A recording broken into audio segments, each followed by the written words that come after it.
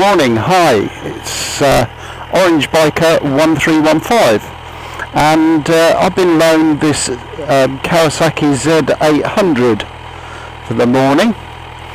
Quite a nice looking bike. It's done in white. I'm not so sure that that's the right colour. Got the usual big exhaust that they tend to have these days, all for the old emissions laws. This particular model, it's got a few little gadgets fitted to it. It's got a tail tidy to make the old number plate fitting look a little bit bigger. Got some bar ends, and there was something else, can't remember. But anyway, I'm going to give it a go and just let you know my impressions of it. You can see the flies are attracted to it. It's a bit of a shitty morning this morning, but the sun's just starting to come out. I've done 35 miles on it, and I'm just actually on my way back to return it and pick up my bike. So it's actually nice and smooth, this one. I've been riding, I've got a ER6N as a training bike which I've just handed in to get its second service on it. So Stuart Crescent has loaned me this one. Like I say, this is the 800, 4-cylinder, nice and smooth. This particular model, for those of you who've done your tests recently, this one you can actually ride under the A2 license, although normally it would be an A category.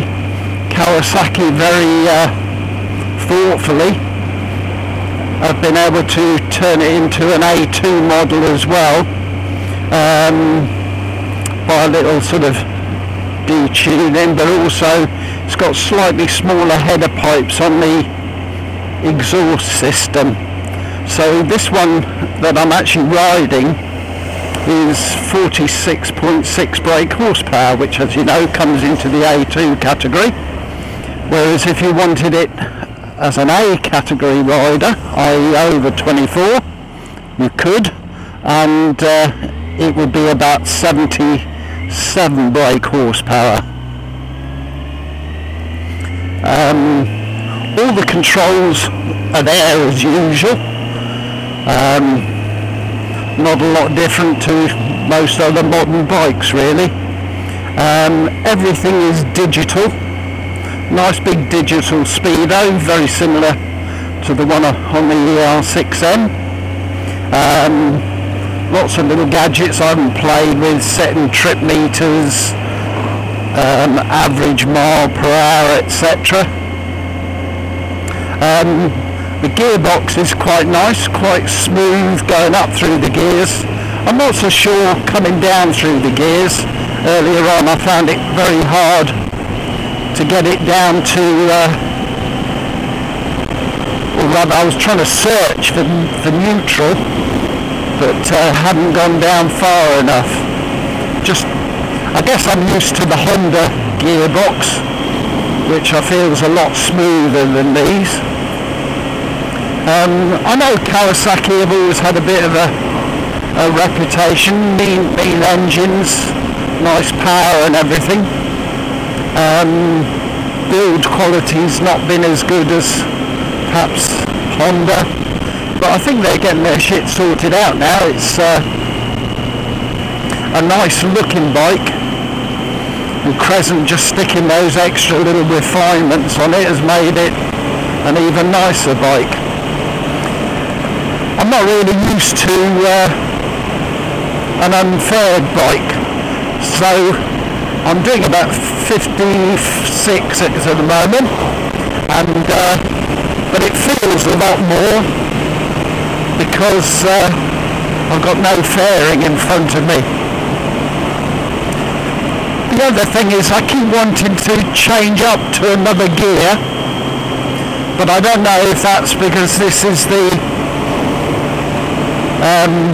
slightly less powered one. Perhaps I'd feel okay on a full power one, but for some reason they wanted to put out an A2 powered restricted bike.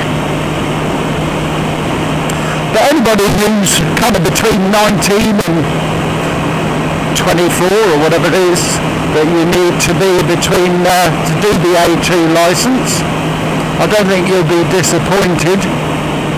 And obviously there must be a fairly easy way of getting it up to full power once you've passed your A category test, once you've done your 2 years A2 or you've reached the age of 24. Bloody car.